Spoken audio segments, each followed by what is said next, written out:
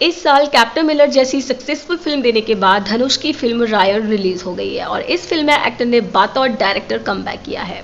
26 जुलाई को ये film theatre में रिलीज हो चुकी है। तो जानते हैं इस फिल्म की पूरी स्टोरी को और इस फिल्म को लोगों ने बहुत ही पसंद किया है। तो चलिए स्टार्ट करते हैं। वीडियो शुरू करने से पहले अगर आपने हमारे चैनल को सब्सक्राइब नहीं किया है तो जरूर कर लीजिए, जिससे आगे आने वाले वीडियोस के नोटिफिकेशन आप सभी को मिलते रहे। तो चलिए स्टार्ट करते हैं मूवी की एक्सप्लेनेशन। तो मूवी की स्टार्टिंग होती है रायन की फैमिली को दिखाते हुए, जिनकी माता पिता एक दिन ये कहकर निकल जाते हैं कि वह बस अभी थोड़ी देर में आ जाएंगे, लेकिन उन्हें 2 दिन बीत जाते हैं पर वो घर लौटकर नहीं आते। और अब माँ बाप के जाने के बाद रायन की फैमिली में उसके 2 छोटे भाई और एक बहन बचती है। अपने भाई बहनों में रायन सबसे बड़ा होता है, जो कि इस फिल्म का मेन कैरेक्टर भी है। तो रायन अपने भाई बहनों को लेकर के एक पुजारी के घर में रहने के लिए जाता है, लेकिन वह पुजारी उसकी बहन दुर्गा को बेचने की कोशिश करता है, जिस वजह से रायन गुस्से में आकर उसे मार देता है। और ये सब होने के बाद रायन अपने भाई बहनों के साथ उस गाँव को ही छोड़ देता है। उसके बाद वह लोग उत्तरी मद्रास पहुंच जाते हैं, जहाँ पर इन्हें शेखर नाम का एक आदमी मिलता है, जो कि इन लोगों के लिए पनाह देता है। और उसके बाद रायन यहीं पर रहकर अपने भाई बहनों का ख्याल रखता है। अब क्योंकि वही अपने भाई बहनों में सबसे बड़ा था, इसलिए वो अपने भाई बहनों का ध्यान रखता है और सबके लिए पिता के जैसा था। यहीं से बस रायन के संघर्ष की शुरुआत हो जाती है, क्योंकि उसे अब किसी भी बात का डर नहीं था। अब रायन इस दुनिया में रहने के लिए अपने भाई बहनों के लिए हर चुनौती को पार करने के लिए रेडी था। खैर, अब हमारी कहानी पहुंच जाती है कुछ सालों के बाद, जहाँ पर हम देखते हैं कि रायन के भाई बहन अब बड़े हो चुके हैं। और उसके बाद हम देखते हैं कि रायन ने अपने घर के पास ही एक रेस्टोरेंट खोल के रखा है। रायन सबसे ज्यादा प्यार अपनी बहन दुर्गा को करता है। वहीं रायन के एक छोटे भाई का नाम मुथु होता है, जो कि एक शराबी है और बहुत ही ज्यादा गुस्से वाला है। वहीं जो इसका तीसरा भाई होता है, जिसका नाम है मानिक, जो कि कॉलेज में एक पढ़ने वाला स्टूडेंट है, लेकिन वो भी पॉलिटिक्स की गुंडागर्दी में अक्सर फंसा रहता है। इसलिए रायन अपने दोनों भाइयों को समझाता रहता है कि वो ऐसी हरकतें ना करें, और उसके दोनों भाई उससे काफी डरते हैं पर अपनी हरकतों से बाज नहीं आते। खैर, आगे हमें इस मूवी में 2 गैंग्स दिखाए जाते हैं, जिसमें से एक गैंग का नाम होता है दुरायकी। और इस इलाके में जितनी भी दुकानें होती हैं, सब पर दुरायकी का कब्जा होता है, केवल एक दुकान को छोड़कर, और वो दुकान है हमारे इस मूवी के हीरो रायन की। और दूसरी गैंग होती है सेतु नाम के एक आदमी की, जो कि इस इलाके का जाना माना गुंडा है और उसने अपनी गद्दी पाने के लिए अपने ही पिता को मार दिया। और यहाँ पर हमें पता चलता है कि ये दोनों गैंग यानी सेतु गैंग और दुरायकी गैंग एक दूसरे के मैटर्स में दखलंदाजी नहीं करते हैं। इसी वजह से इस पूरे एरिया में शांति बनी रहती है और पुलिस भी इन दोनों गैंग के मैटर्स में इंटरफियरिंग नहीं करती है। उसके बाद हम देखते हैं शेखर अन्ना को, और शेखर अन्ना को रायन अपने पिता की तरह मानता है और वो भी रायन को बहुत ही अच्छी तरीके से जानते हैं कि उसने किन किन हालातों को पार करके अपने भाई बहनों को बड़ा किया है। और इस एरिया में कोई भी गुंडा रायन से पंगा नहीं लेता है, क्योंकि सभी को पता था कि रायन का गुस्सा बहुत ही ज्यादा डेंजरस है। खैर, उसके बाद हम देखते हैं कि एक दिन दुरई के कुछ लोग शेखर अन्ना और मुथु से मिलने के लिए एक बार में आते हैं और वो कहते हैं कि हम रायन की दुकान को बेचने वाले हैं। ये सुनकर मुथु को बहुत गुस्सा आ जाता है और वो उस गुंडे के सर पे एक बोतल फोड़ देता है, जिस वजह से मुथु को पुलिस पकड़ के ले जाती है। और उसके बाद रायन अपने भाई को छुड़ाने के लिए पुलिस स्टेशन जाता है, जहाँ पर पुलिस वाला उसे बताता है कि तुम्हारे भाई ने जिस आदमी के सर पर बोतल मारी है, उसने केस दर्ज करने के लिए कहा है, और अगर तुम अपने भाई को बचाना चाहते हो तो तुम उस आदमी के पास जाकर उससे माफी मांग लो। और जब वो आदमी FIR करने से मना कर देगा, तभी अब कुछ हो सकता है। उसके बाद रायन उस आदमी से मिलने हॉस्पिटल में जाता है, लेकिन वह उससे माफी मांगने के बजाय उल्टा उसे धमकी देता है कि अगर उसने उसके भाई के खिलाफ FIR दर्ज की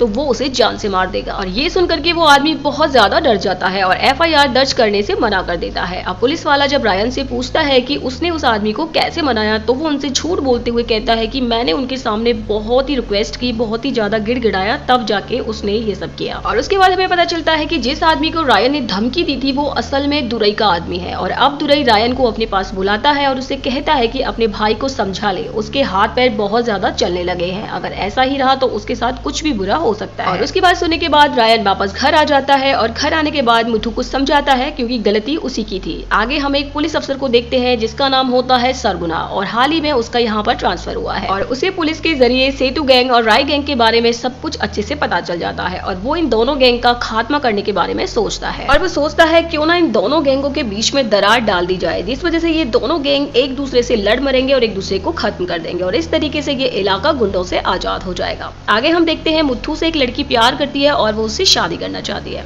हालांकि मुथु उसको पसंद करता है, लेकिन शादी करने का मुथु का कोई भी इरादा नहीं है। और उसके बाद हमारा सीन शिफ्ट होता है उसी पुलिस अफसर पर, जहाँ पर इसकी नई नई पोस्टिंग हुई है। उसके उसके बाद ये पुलिस अफसर अपने प्लान को कामयाब बनाने के लिए सेतु गैंग के कुछ गुंडों को अपने पास बुलाता है और उनका एनकाउंटर कर देता है और उसके बाद ऐसा दिखाने की कोशिश करता है जैसे ये सब दुरई गैंग के आदमियों ने किया है। और जब ये बात सेतु गैंग को पता लगती है तो वह गुस्से में पागल हो जाते हैं और दुरई गैंग से बदला लेने के लिए उसके बेटे को मारने का प्लान बनाते हैं। रात होते ही सेतु गैंग अपने गुंडों को उस बार में भेजता है जहाँ पर दुरई का बेटा बैठा हुआ था और इसी बार में मुथु भी मौजूद होता है। अभी हम देखते हैं कि दुरई का बेटा मुथु से उल्टी सीधी बातें करने लगता है, जिस वजह से मुथु को बहुत गुस्सा आ जाता है और वो उसे मारना शुरू कर देता है। हालांकि उसे पता नहीं होता कि ये दुरई का बेटा है और इसी बात का फायदा उठाकर सेतु के लोग दुरई को ही बेटे को मारना शुरू कर देते हैं। यहाँ पर इन लोगों में काफी हाथापाई हो जाती है और हाथापाई के दौरान मुथु से दुरई के बेटे की जान चले जाती है। अब वो जख्मी हालत में अपने घर पहुंचता है और उसके पहुंचते ही रायन के पास दुरई का कॉल आ जाता है और वो उसे बताता है कि उसके भाई ने उसके बेटे को मार दिया है। इसी के साथ दुरई रायन से कहता है कि तुम्हें अपने भाई को मेरे हवाले करना होगा, साथ ही अगर तुमने ऐसा नहीं किया तो वो तुम्हारी पूरी फैमिली को मौत के घाट उतार देगा। ये सुनकर रायन को बहुत गुस्सा आता है और वो अपने दोनों भाइयों को लेकर दुरई के घर पहुंच जाता है। वहां पहुंच करके वो मारपीट करना शुरू कर देता है। वो गुस्से में दुरई के आदमियों को मारता है, साथ ही दुरई का भी खात्मा कर देता है। पर ये सभी मर्डर रायन ने रात में किए थे, जिस वजह से किसी को कुछ भी नहीं पता चलता कि आखिर में इन लोगों को किसने मारा है। घर आते ही रायन अपने भाइयों को समझाता है कि वो कुछ भी ऐसा ना करें जिससे किसी को भी उन पर शक हो और ये सब उन्होंने किया है। हालांकि किसी को भी रायन पर शक नहीं होता है, बल्कि सभी के शक की सुई सेतु पर आकर के रुक जाती है और पुलिस को भी यही लगता है कि उसका मर्डर सेतु ने किया है। पर वहाँ पर सेतु खुद सोच में होता है कि आखिर दुरई गैंग को किसने मारा, क्योंकि उसने तो ऐसा कुछ भी नहीं किया है और उसे लगता है कि इलाके में कोई नई गैंग आ गई है। और उसके बाद देखते हैं हम रायन की फैमिली को, जहाँ पर हमें पता चलता है कि रायन ने अपनी बहन दुर्गा के लिए एक लड़का ढूंढ लिया है जो कि सरकारी नौकरी करता है। पर उसके ससुराल वाले उससे दहेज में 5 लाख रुपए के साथ साथ रायन की दुकान भी मांग रहे हैं, जिसको कि रायन खुशी खुशी उन लोगों के लिए दे देता है। पर 5 लाख रुपए का इंतजाम करना उसके लिए बहुत ही मुश्किल होता है, इसलिए वो अपने भाइयों से भी पैसा जमा करने के लिए बोलता है। और इधर हम देखते हैं कि अब सेतु को पता चल चुका है कि दुरई गैंग को रायन ने मारा है और इसीलिए वो रायन को अपने पास बुलाता है और उसे अपनी गैंग में शामिल होने का ऑफर देता है। साथ ही उससे यह भी पूछता है कि उसी ने दुरई गैंग को मारा है ना, जिस पर रायन मना कर देता है। लेकिन सेतु समझ गया था कि उसी ने ये सब किया है। अब यहाँ पर हम देखते हैं कि सेतु को इस बात का बहुत ही बुरा लगता है कि रायन ने उसकी गैंग में शामिल होने से मना कर दिया है और इसलिए अब वो उसे मारने की प्लानिंग बनाता है। अब उस पर कई सारे अटैक भी करवाता है, लेकिन रायन हर अटैक का जवाब बड़ी हिम्मत से देता है और वो सेतु के गुंडों को चुन चुन कर मारता है, जिस वजह से सेतु को अब बहुत डर बैठ गया था कि जिस तरीके से रायन ने दुरई गैंग को खत्म किया है, कहीं उसी तरीके से वो एक दिन उसी की गैंग को भी खत्म ना कर दे। और इस तरीके से रायन को भी अपनी फैमिली की टेंशन होने लगती है। रायन को भी लगता है कि कहीं सेतु उसके परिवार को कुछ ना कर दे, इसलिए वह उसे मारने के बारे में सोचता है और वो ये बात शेखर अन्ना को भी बता देता है। अपने परिवार को बचाने और सेतु का सफाया करने के लिए एक रात रायन चुपचाप उसके घर में घुस जाता है। वहां जाकर वो देखता है कि पहले से ही सेतु के गुंडों ने उसकी बहन को पकड़ रखा है और उसकी बहन उसी के घर में मौजूद थी। ये देख करके वो एकदम शॉक्ड हो जाता है और रायन सेतु के आदमियों को मारना शुरू कर देता है। लेकिन यहाँ पर उन गुंडों की संख्या बहुत ज्यादा थी और लड़ाई के दौरान वो रायन की बहन को उठाकर दूसरी जगह पर ले जाते हैं। इतने में रायन के दोनों भाई मुथु और मानिक भी वहाँ पर आ जाते हैं और फिर यहाँ पर कुछ ऐसा होता है जो आपने सोचा भी नहीं होगा। दरअसल रायन के दोनों भाई उसकी पीठ में चाकू मार देते हैं और उसे अधमरा करके सेतु के पास पहुंच जाते हैं। यहाँ पर हमें पता चलता है कि ये दोनों काफी टाइम से सेतु के साथ मिले हुए हैं और इधर दुर्गा मौका देकर यहाँ से भाग जाती है और वो भागकर फौरन अपने भाई रायन के पास पहुंचती है और उसे हॉस्पिटल लेकर जाती है, जहाँ पर सेतु को लगता है कि इन दोनों ने रायन को खत्म कर दिया है। लेकिन ऐसा नहीं था और इसका पता जल्दी ही सेतु को भी लग जाता है, इसलिए वो उसे ढूंढने के लिए अपने सभी आदमियों को लगा देता है। और उसके बाद हमें कुछ दिनों बाद का सीन दिखाया जाता है, जहाँ पर हम रायन को देखते हैं जो कि अब बिल्कुल ठीक हो चुका है और ठीक ठाक होने के बाद उसे पता चलता है कि दुर्गा के साथ सेतु के एक आदमी ने रेप किया है, इसीलिए वो सेतु के बच्चे को किडनैप कर लेता है और उससे कहता है कि उसे वही आदमी चाहिए जिसने उसकी बहन के साथ गलत काम किया है, तभी वो उसके बच्चे को छोड़ेगा। इसके लिए सेतु मान जाता है और उस आदमी को रायन के लिए सौंप देता है और उसके बाद रायन उस आदमी का बहुत ही बुरा हाल करता है और फाइनली उसको मार देता है। दूसरी तरफ हम देखते हैं सेतु के आदमी शेखर अन्ना को जान से मार देते हैं और उसके बाद पुलिस अफसर को जब इस इलाके के बारे में खबर मिलती है तो वो भी